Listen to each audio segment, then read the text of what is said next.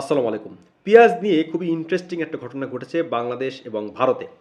ভারতীয় গণমাধ্যম economic Times এ নিয়ে একটি প্রতিবেদন প্রকাশ করেছে। সেখানে বলা হচ্ছে যে ভারতের কৃষকরা, পেঁয়াজ চাষীরা তারা কাঁদছেন কারণ তারা তাদের পেঁয়াজ বিক্রি করতে পারছেন না।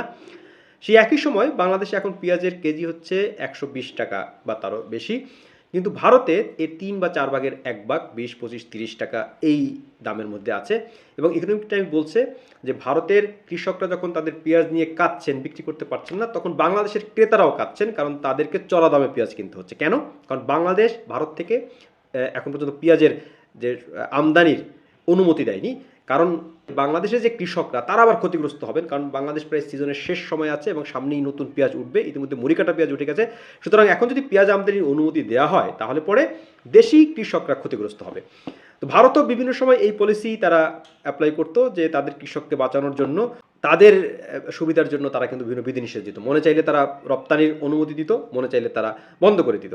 এখন বাংলাদেশ এই যে আমদানি আটকে রাখছে, এতে করে ভারতের পেঁয়াজ চাষিরা কাঁপছেন কারণ তাদের পেঁয়াজ বিক্রি করতে তারা পারছেন না এবং অনেক পেঁয়াজ পচে যাওয়ার মতন অবস্থায় পড়ে যাচ্ছে। বাংলাদেশ ছাড়াও ভারতের আরেকটা ক্রেতা আছে পেঁয়াজের, সেটা সৌদি আরব। সেই সৌদি আরবও এখন অন্য কান্ট্রি থেকে আনছে, ইয়েমেন, সুদান সহ বিভিন্ন দেশে যেসব পেঁয়াজ হয় সেসব দেশ থেকে তারা পেঁয়াজ আনার চেষ্টা করছেন এবং সেই পেঁয়াজ সস্তা, এটা বলা হচ্ছে এই প্রতিবেদনে। এখন এই দুই দেশ পেঁয়াজ না নেওয়ার কারণে কৃষকদের একটা কান্নাকাটির অবস্থা হয়ে গেছে ভারতের। দেখুন, এই প্রতিবেদনে কিছু তথ্য দেওয়া হয়েছে। তথ্যগুলো যদি আমরা খেয়াল করি, 2023-24 অর্থ বছরে ভারত বাংলাদেশের কাছে 7,24,000 মেট্রিক টন পেঁয়াজ রপ্তানি করেছে। আর এই 25-26 অর্থ বছরের প্রথম 6 মাসে তারা মাত্র 12,000 মেট্রিক টন পেঁয়াজ রপ্তানি করেছে। তো দেখুন, কোথায় 7 লাখ মেট্রিক টন আর কোথায় 12,000 মেট্রিক টন, মানে আকাশ আর পাতাল তফাৎ। তার মানে এই অর্থবছর শেষ হয়নি, সামনে যদি পেঁয়াজ আমদানি করা হয়ও তাহলে 7 লাখ টনের কোটা পূরণ হবে কিনা এটা নিয়ে কিন্তু প্রশ্ন থেকে যাচ্ছে। এখন পেঁয়াজ বাংলাদেশ তো আমদানি করছে না, এটা একটা দিক। আরেকটা হচ্ছে যে ভারতের এই প্রতিবেদনটি বলা হচ্ছে যে ভারতের যে উন্নত মানের পেঁয়াজের বীজ সেটা বাংলাদেশে এনে বাংলাদেশেও এখন চাষ করা হচ্ছে। এটাই হচ্ছে আসল কথা, যে আপনি যদি নিজের পায়ে দাঁড়াতে পারেন, নিজেই যদি নিজের পণ্য উৎপাদন করতে পারেন, তাহলে কিন্তু সেটা সেটা আপনাকে অনেক বেশি অর্থনৈতিকভাবে শক্তিশালী করবে। এবং আরেকটি বিষয় হলো, প্রায় 40% পেঁয়াজ, ভারত যত পেঁয়াজ রপ্তানি করে এর 40% মানে প্রায় অর্ধেক এটা সে বাংলাদেশে রপ্তানি করে। খেয়াল করে দেখুন, অর্ধেক বাংলাদেশ রপ্তানি করে। তার মানে এখন যদি বাংলাদেশ তাদের কাছে পেঁয়াজ পেঁয়াজ আমদানি বন্ধ করে দেয়, তাহলে এই কৃষকদের সামনে পথ খোলা আছে দুটো। একটা হচ্ছে যে বিকল্প বাজার খোঁজা, অন্য কোনো দেশে রপ্তানির চেষ্টা করা। অন্যদিকে যদি একান্তই বিক্রি করা না যায়, পেঁয়াজ চাষ বন্ধ করে দিয়ে অন্য কিছু চাষ করা, কারণ তাদের অভ্যন্তরীণ বাজারে এত পেঁয়াজের চাহিদা নেই। তো কৃষকরা খুব বিপদে আছে এখানে, সেটা ভারতীয় হোক আর বাংলাদেশি হোক। মানুষ যদি, দরিদ্র মানুষ যদি বা যারা এই কৃষক তারা যদি বিপদে পড়েন, সেটা খুবই খুবই উৎকণ্ঠার একটা বিষয়। এখন ভারতের পলিসি এক্ষেত্রে দায়ী, এই প্রতিবেদনটি বলছে, কারণ ভারত যখন মনে চায় তখন তারা রপ্তানি বন্ধ করে দেয়, যখন মনে চায় রপ্তানি চালু করে। এতে করে যারা কিনছেন তারা একটা আস্থাহীনতায় ভোগেন যে এই দেশের কাছ থেকে আমি পেঁয়াজ কিনছি, পণ্য কিনছি, এখন হুট করে তিনি যদি আবার বন্ধ করে দেন তাহলে তো আমি বিপদে পড়বো। ফলে নিজে উৎপাদন করেন অথবা তিনি তৃতীয় কোনো দেশে থেকে পেঁয়াজ আমদানির চেষ্টা করেন। যেমন সৌদি আরব এখন তৃতীয় দেশ থেকে সস্তায় পেঁয়াজ আনছে, যেটা ভারতের জন্য অর্থনৈতিকভাবে ক্ষতিগ্রস্তের কারণ হয়ে গেছে। আর বাংলাদেশে কিন্তু একসময় সব কিছু উৎপাদিত হতো, এখনও হয়, কিন্তু আস্তে আস্তে কৃষিজমি নষ্ট হচ্ছে। পেঁয়াজ যদি বাংলাদেশে এখন উৎপাদিত হয়, সরকার যেরকমটি বলছে যে বাংলাদেশের এই পেঁয়াজ আমদানির, পেঁয়াজ 100 টাকার উপরে, 120 টাকার উপরে দাম হয়ে যাওয়ার পরও সরকার আমদানির অনুমতি দিচ্ছে না, কারণ সে বলছে এতে করে দেশের কৃষক ক্ষতিগ্রস্ত হবে, কারণ সিজন প্রায় শেষ, সামনে নতুন পেঁয়াজ উঠবে বাংলাদেশি উৎপাদিত। এবং ইতিমধ্যে মুড়ি কাটা পেঁয়াজ আসা শুরু করেছে বাজারে। সুতরাং বাংলাদেশি পেঁয়াজ যখন বাজারে আসবে তখন দাম আরও কমে যাবে। সুতরাং পেঁয়াজ আমদানির দরকার নেই, আর বাজারের সংকট নেই, একথাও সরকার বলছে। যদিও পেঁয়াজ নিয়ে এই সময় একটা বড় সিন্ডিকেট হয় এবং সিন্ডিকেট করার যথেষ্ট কারণ আছে। আর তাছাড়া সিজন শেষ যেটা, সেটা তো বললামই।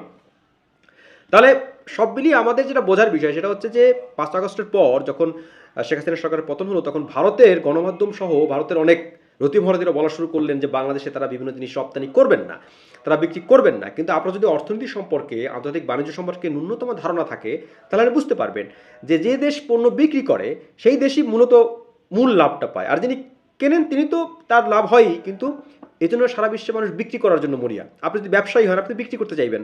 যুদ্ধ বিমানের কথা বলতে পারি আমরা, সমরাস্ত্রের কথা বলতে পারি, গ্যাসের কথা বলতে পারি। মানে যিনি বিক্রি করবেন তিনি বিক্রির জন্য মরিয়া হয়ে আছেন, যে তিনি সেটা বিক্রি করলে তার পয়সা আসবে, টাকা আসবে। 5 আগস্টের পর সব ধরনের ভিসা বাতিল স্থগিত রাখলেও ভারত কিন্তু মেডিকেল ভিসা বাতিল করেনি, কারণ এখান থেকে লাখ লাখ মানুষ ভারতে যান চিকিৎসার জন্য। তো ভারতের যদি চিকিৎসার নির্ভরতা কমাতে হয় দেশে হাসপাতাল করতে হবে। তার মানে বাংলাদেশ যদি হাসপাতাল করতে পারে তাহলে ভারতের অনেক হাসপাতাল কিন্তু বন্ধ হয়ে যাওয়ার উপক্রম হবে। এটা হচ্ছে বাস্তবতা। তো এটা নিয়েও এক ধরনের দাম্ভিকতা আমরা খেয়াল করেছিলাম। এখন এই যে পেঁয়াজ বাংলাদেশ আনছে না, নিজের পায়ে দাঁড়িয়ে যাচ্ছে, পেঁয়াজ উৎপাদন করছে, যদি বাংলাদেশ সত্যিকার অর্থে পেঁয়াজের আরও উৎপাদন বাড়াতে পারে বা তৃতীয় দেশ থেকে সস্তায় পেঁয়াজ আনে, তাহলে তো ভারতের কৃষকরা অনেক বিপদে পড়বেন, বিপদে পড়েছেন অলরেডি তারা। হাসপাতালের কথা যেটা বললাম, যে বাংলাদেশ যদি নিজের চিকিৎসার জন্য নিজেই ভালো হাসপাতাল তৈরি করতে পারে বা বিকল্প কোনো দেশে চলে যায়, তাহলেও কিন্তু তাদের হাসপাতালগুলো সমস্যায় পড়বে। কিন্তু সবচেয়ে জরুরি হলো নিজেদের হাসপাতাল গড়ে তোলা। এটা ভারত বিরোধী হওয়ার দরকার নেই, আপনার তো নিজের হাসপাতাল লাগবে, সেটা বাংলাদেশের কোনো সরকারই কিন্তু তৈরি করছে না।